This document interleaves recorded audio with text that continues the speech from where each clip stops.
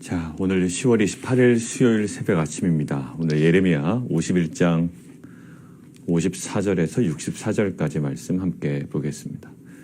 예레미야 51장 54절에서 64절까지 말씀 보겠습니다. 궁금하시죠? 예레미야 말이 이에 끝나니라고 내일 도대체 무슨 내용이 있을까? 한번 살짝 보실까요? 무슨 내용이 또 있는데요. 예. 약간은 지금까지와는 다른 내용입니다. 이제 우리 내일 보기로 하고요. 시드기야 왕의 어떤 스토리가 이야기가 나오죠. 자, 51장까지 이제 바벨론에 대한 하나님의 신탁입니다. 바벨론의 신탁을 이렇게 쭉 듣고 묵상하면서 우리는 지혜로운 인생이 어떤 인생인가라는 중심으로 우리가 쭉 맥을 이어왔습니다. 오늘 아마 그거에 대한 마지막 시간, 또 그거에 대해서 우리가 함께 또 묵상하는 시간이 되기를 원합니다. 자, 첫 번째는요, 56절입니다. 56절이에요. 56절 그 뒷부분을 함께 보겠습니다. 여호와는 보복의 하나님이시니 반드시 보응하시리로다. 지금 바벨론의 신탁의 메시지는요, 계속 반복되고 강화되고 이것들은 반드시 이루어질 것임을 하나님께서 강조하고 계시죠. 예루살렘이 채 멸망하지 않은 상태에서 70년의 포로 생활이 다 끝나지 않은 상태에서 아직 바벨론이 기세등등할 때 하나님의 말씀은 임합니다. 여러분들 이런 정도의 예측은 사람도 가능해요. 어떤 거냐면 경제가 좀 안 좋아지는 거예요. 많은 미디어에서 예측을 합니다. 경제 전문가들도 나오는 거예요. 근데 어떤 사람이 툭 나와서 지금 경제 안 좋아질 것 같아. 예. 맞는 것처럼 여겨지지만 그 사람의 어떤 그 말이나 또 그런 예측에 대해 우리가 굉장히 놀라거나 이러진 않는단 말이에요. 분위기가 그렇게 돌아가고 있으니까. 많은 사람들도 다 그렇게 예측하고 있으니까. 그것이 그리고 설사 그렇게 이루어진다 하더라도 그 사람의 말에 그 권위를 우리가 두질 않아요. 왜? 뻔했거든요. 그냥 뻔한 내용이었어요. 근데 이제 서로 호들갑을 떠는 거죠. 경제가 이래선 안 될 것 같고 앞으로 이렇게 될 것 같고 정치는 이렇고 경제는 이렇고. 예. 그런데 오늘 보십시오. 오늘 바벨론은요, 아직 기세등등할 때예요. 지금 예루살렘이 아직 멸망하지도 않았고 이제 조금 있으면 이제 시드기야 왕 때니까 시드기야 왕이 이제 말년에 11년째 되면 예루살렘이 완전히 함락됩니다. 그러면 더 바벨론은 더 기세등등할 거예요. 자, 그런데 지금 어떤 메시지다? 바벨론으로부터 부르짖는 소리가 들린다. 그 땅에서 큰 파멸의 소리가 들린다. 원수는 많은 물같이 그 파도가 사나우며 물결은 요란한 소리를 낸다. 이 사운드 어떤 그 여러 가지 표현을 통해서 음성 효과와 어떤 그 여러 가지 묘사를 통하여 바벨론에 임할 명확한 심판을 얘기하신단 말이에요. 자, 이게 지금 쉽지가 않을 겁니다. 받아들이기가.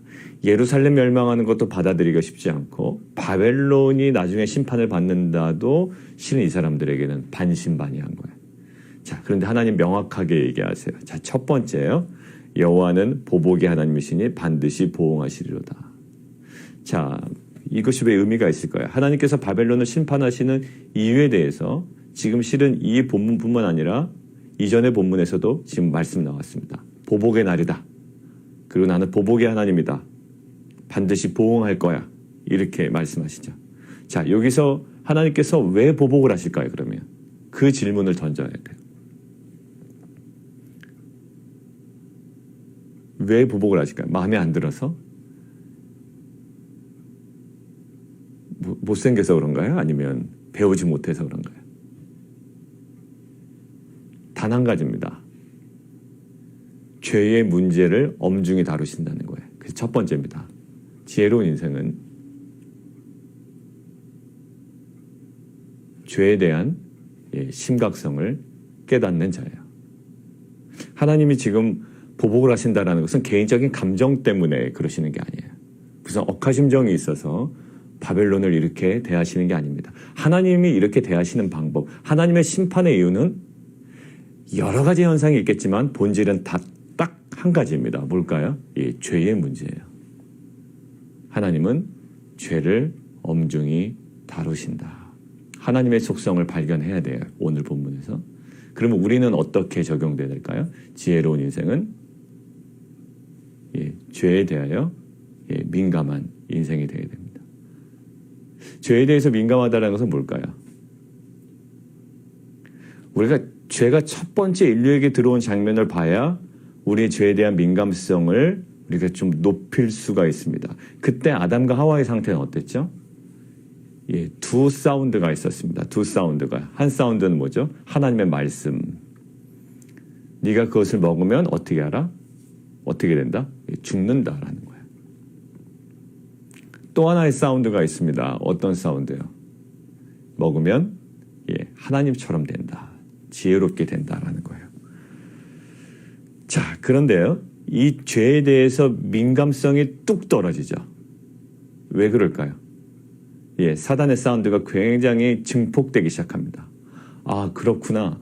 죽지 않을 수도 있구나. 하나님처럼 되는구나. 이것이 점점점 확장되기 시작해요. 그들의 내면에서. 그리고 무엇은 사라집니까? 하나님의 말씀은 사라져요. 자, 죄에 대한 민감성이 떨어지는 이유는 인류에게 첫 번째 죄가 들어올 때 그 장면에서 어떤 장면이었나요? 말씀에 대한 민감성과 연관됩니다.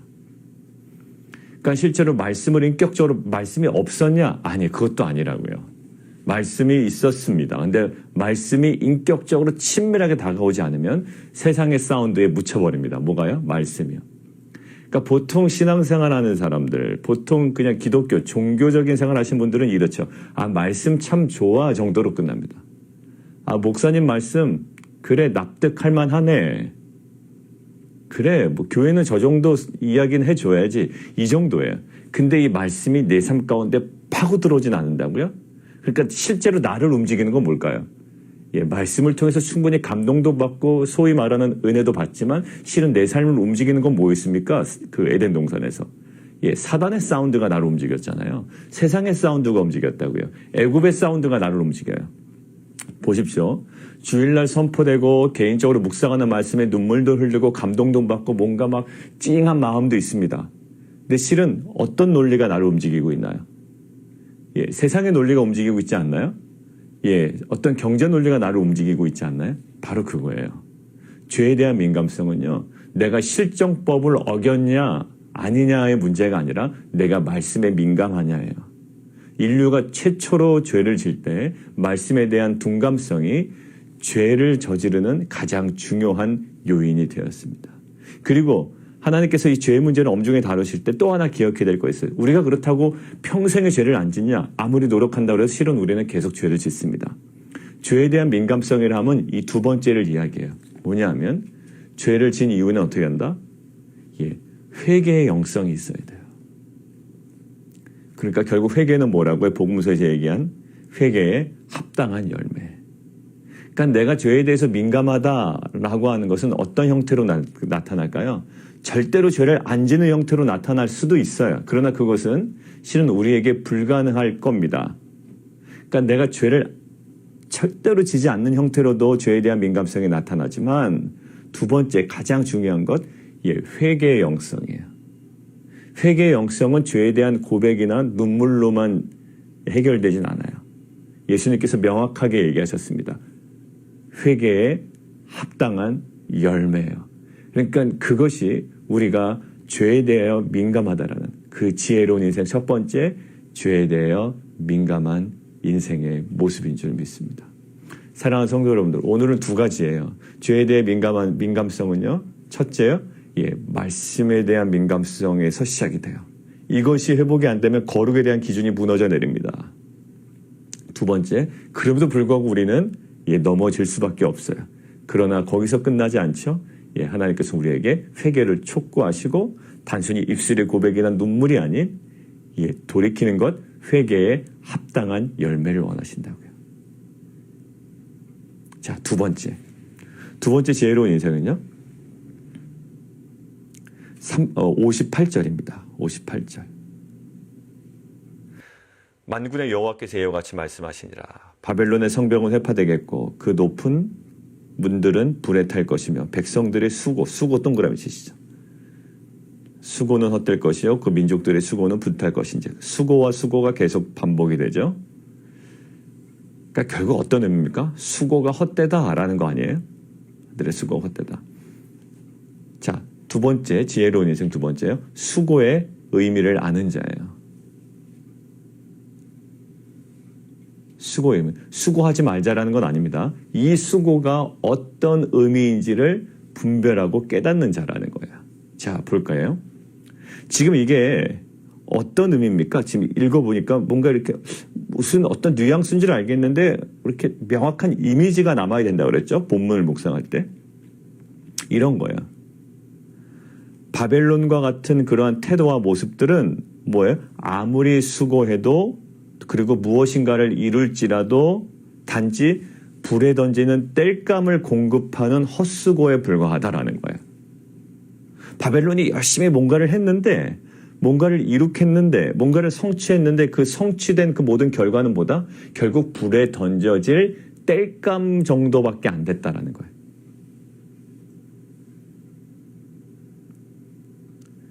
결국 심판의 불을 더 확장시켜 나가는 그 땔감 정도밖에 되지 않았다라는 거예요.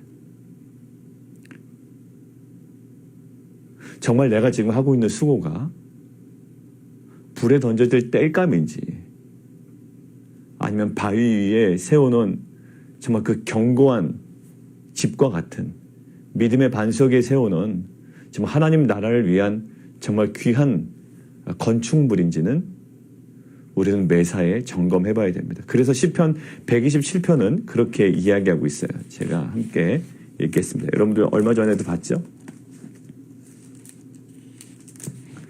시편 127편에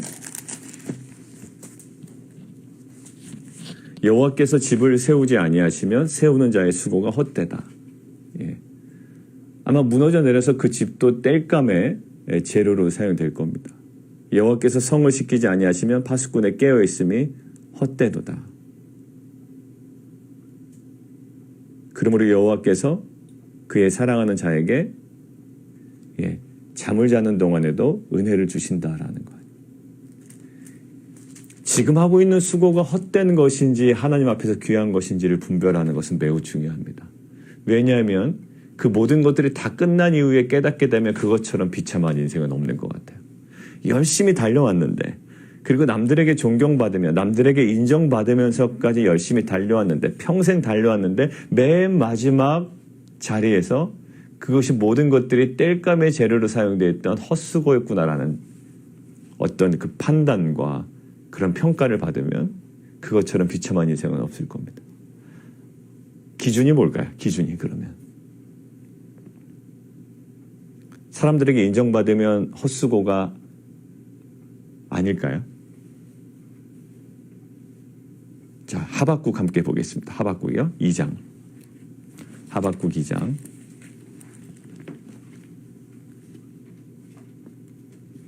하박국 2장 12절입니다. 하박국 2장 12절.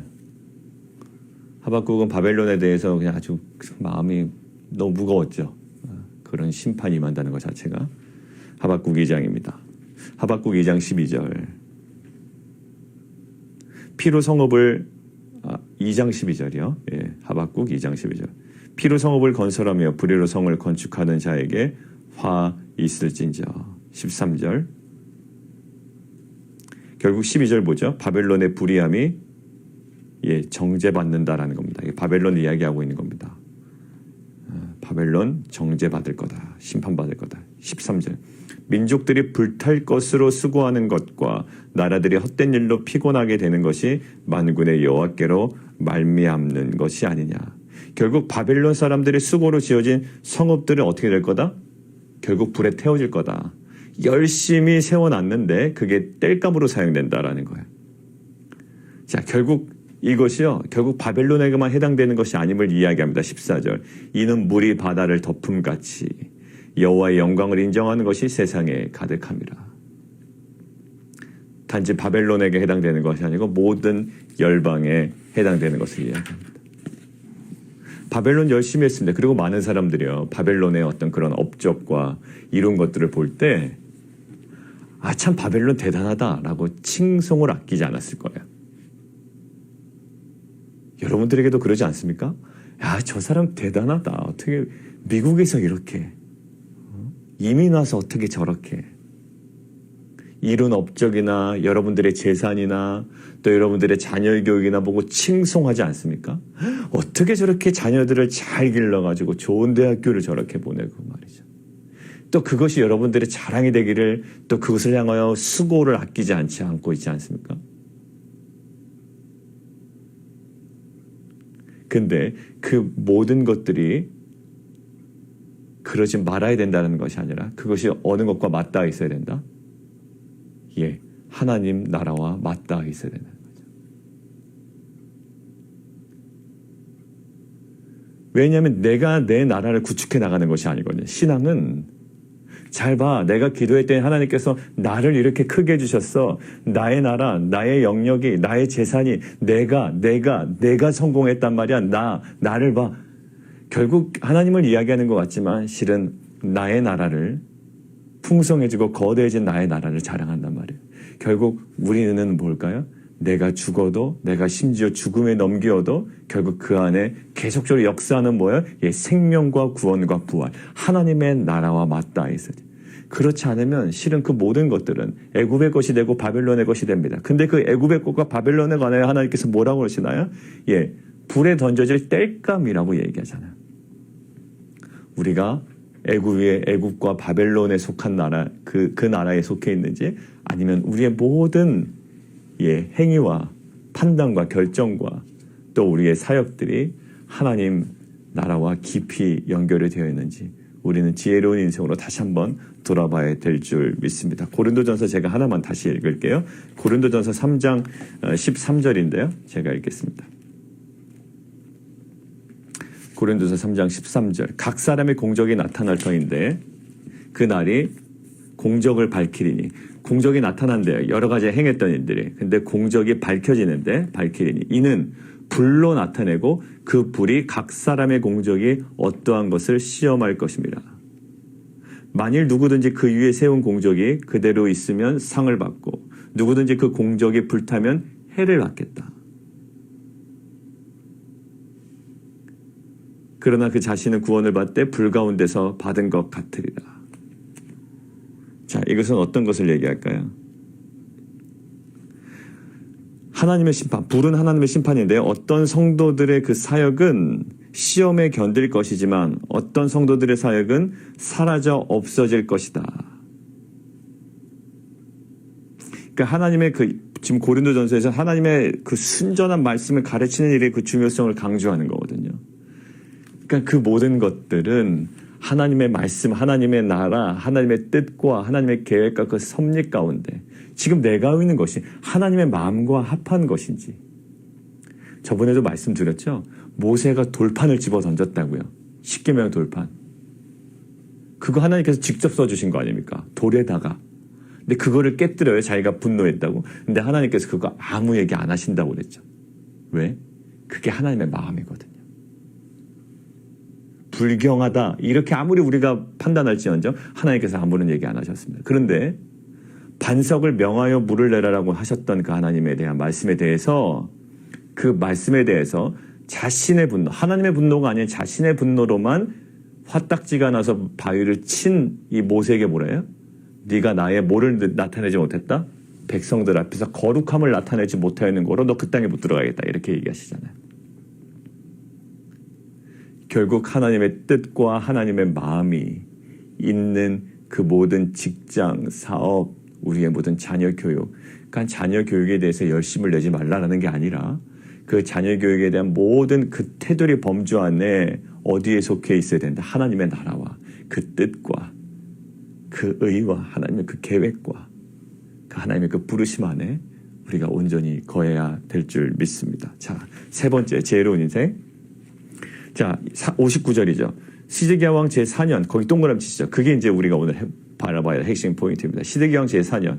시드기야 왕 몇 년에 멸망합니까? 시드기야 왕 11년째에 예루살렘은 망해요. 근데 지금 시드기야 왕 4년째니까 아직 다 멸망하지 않았을 때, 그럼에도 불구하고 우리가 하심 탐사했잖아요. 그럼에도 불구하고 지금 1차, 2차 포로로 이미 끌려가 있는 상태. 자, 요거 하나 꼭 기억하셔야 됩니다. 자, 지금 남유다 상황 어떻습니까? 누군가가 물어본다는 이 상태예요. 자, 다니엘 이미 끌려갔고요. 다니엘. 그 다음에 에스겔 같은 선지자 끌려갔고요. 여호야긴 왕 끌려갔고요. 바벨론으로 다 이미 끌려갔습니다. 이미 끌려갔어요. 두 차례에 걸쳐서 남유다 백성들, 왕들, 유능한 사람들이 바벨론으로 끌려간 상태. 이미 나라의 근간은 흔들리고 있는 상태. 그러나 아직 예루살렘 전체 성읍이나 성전은 함락되지 않은 상태. 그러나 지금 남유다의 모든 기운은 기울고 있는 상태. 지금 이렇게 보고 계셔야 됩니다. 자, 그때 말씀이 임하는 거예요. 누구에게? 예, 마아세야의 손자 네리야의 아들 스갈. 자, 이게 누구의 할아버지와 누구의 아버지와 이름이 똑같은데요? 기억나시죠? 바룩과 똑같습니다. 그러니까 바룩과 형제였던 것 같아요. 누가요? 스라야가요.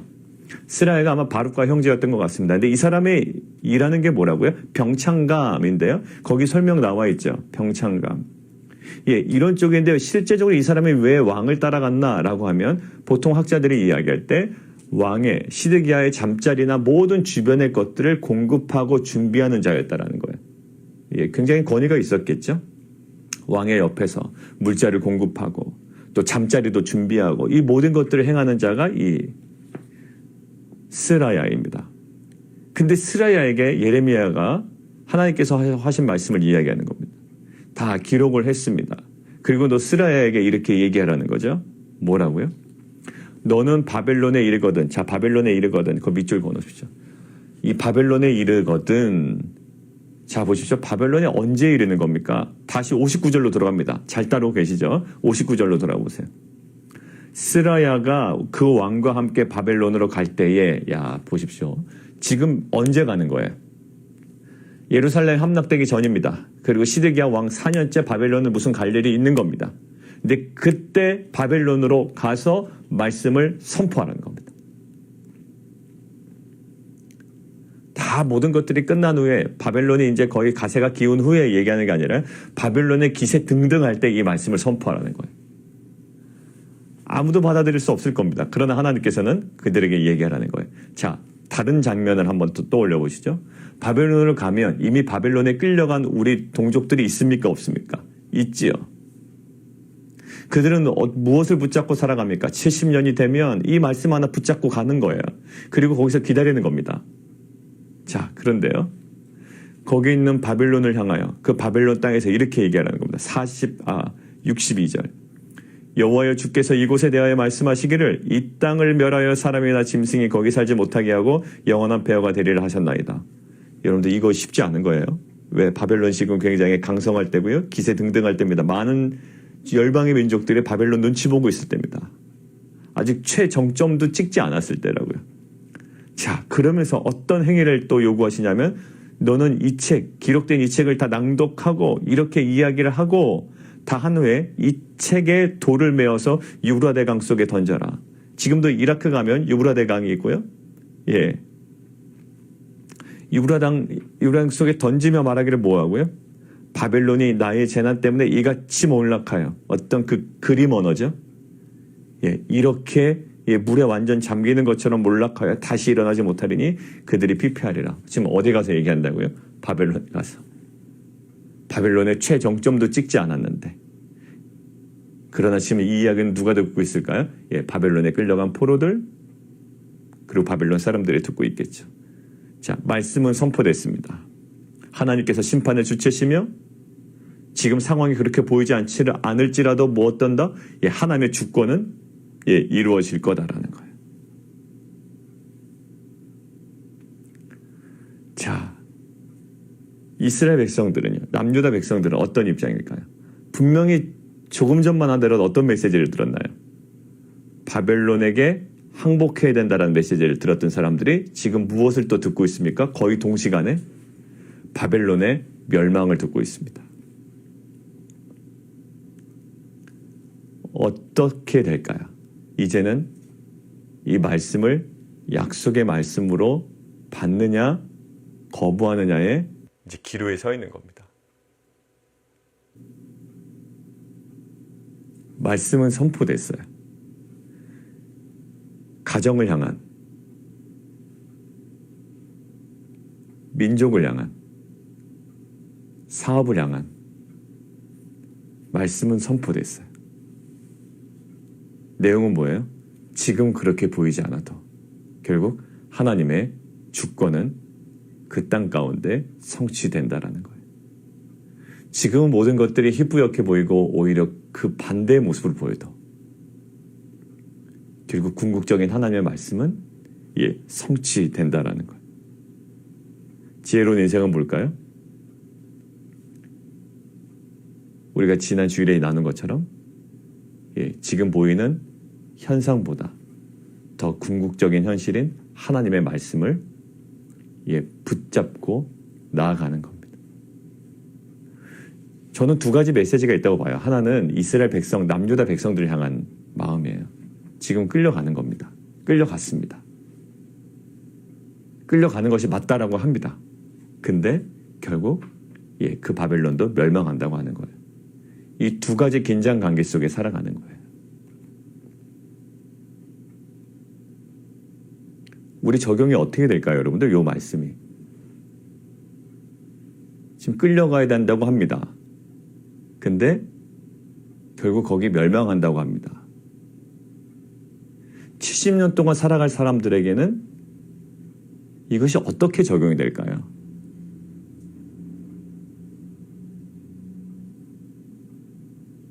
무엇이 다 실제입니까? 우리가 바벨론에게 항복하는 것, 그러나 우리가 항복한 바벨론도 멸망하는 것. 왜냐하면 여기서는 일관성을 찾아볼 수가 없다고요. 바벨론을 향한 일관성도 없고요. 어떤 국제정세의 일관성도 찾아볼 수가 없어요. 이들은 혼란스러운 거예요. 왜 혼란스러울까요?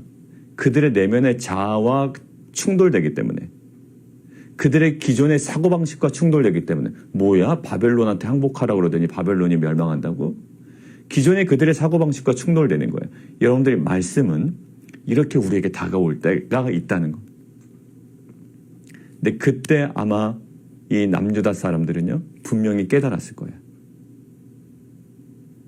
바벨론이든 열강이든 누구든 지금 우리가 붙잡아야 될 것은 하나님의 말씀임을 깨달았을 겁니다. 여러분들 가정을 향한 일관적인 패턴으로 삶이 움직이지 않을 거예요. 어떤 경우에는 굉장히 어려울 때도 있고요. 흥할 때도 있고 망할 때도 있고. 사업도 마찬가지고요. 직장에서도 그럴 겁니다. 항상 승승장구만 하지는 않을 거예요. 근데 그러한 일관성이 깨지는 순간 우리가 주목해야 되는 건 뭘까요? 일관성이 깨질 때 결국 모든 것들을 강하게 붙잡고 계시는 하나님의 그 주권, 그 말씀, 아버지의 뜻, 그 안에 온전히 서 있는 지혜로운 인생이 되기를 원합니다. 함께 기도하겠습니다.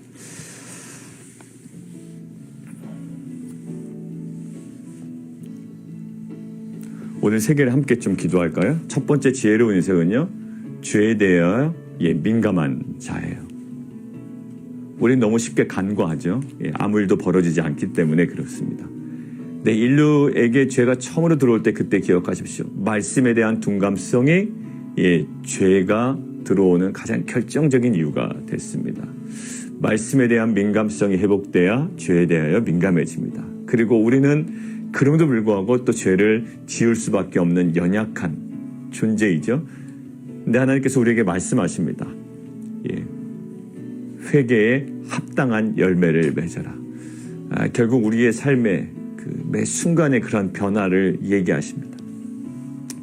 그리고 두 번째는 수고의 의미를 아는 자예요. 이 수고가 정말 하나님 나라와 관련이 있는 것인지, 정말 하나님의 뜻과 마음과 계획과 맞닿아 있는지, 그 수고의 의미를 아는 자입니다. 아니면 그 수고가 불길에 던져지는 땔감처럼 그렇게 벌어진다는 거예요. 세 번째,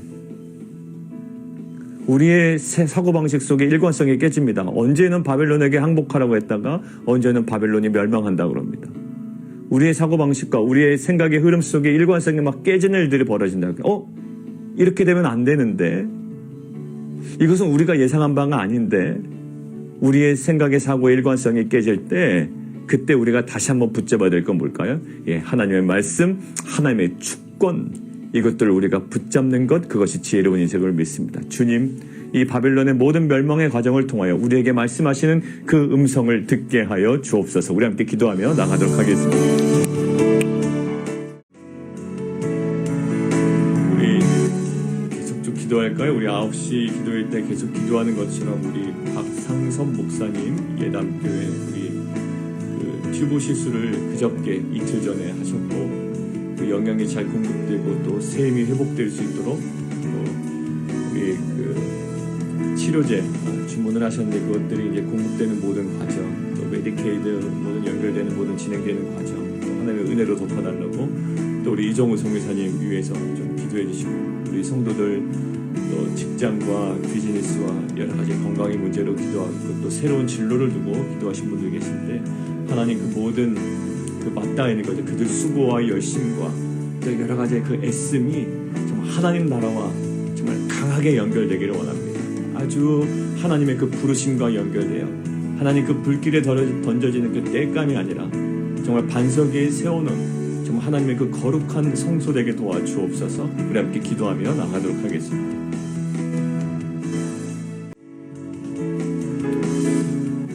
살아계신 하나님, 죄에 대하여 민감한 인생 되게 하여 주옵소서. 말씀에 대한 민감성으로 죄를 분별하지만 혹 우리가 죄에 넘어졌을지라도 우리가 주 앞에 중심으로 회개하며 회개에 합당한 열매를 맺어가는 지혜로운 공동체와 성도 되게 도와주옵소서. 하나님, 우리의 수고의 의미를 분별하며 깨닫기를 원합니다. 하나님, 나의 나라 또 애국과 바벨론을 강성하게 위한 것이 아니라 하나님의 나라를 세우기 위한 그 팔복의 삶이 우리 가운데 있게 하여 주시고, 그것이 진정으로 빛과 속임을 알게 하여 주셔서 그 수고에 하나님의 은혜가 덮여 하나님의 그 놀라운 구속사가 이루어지는 복된 귀한 인생 되게 도와주옵소서.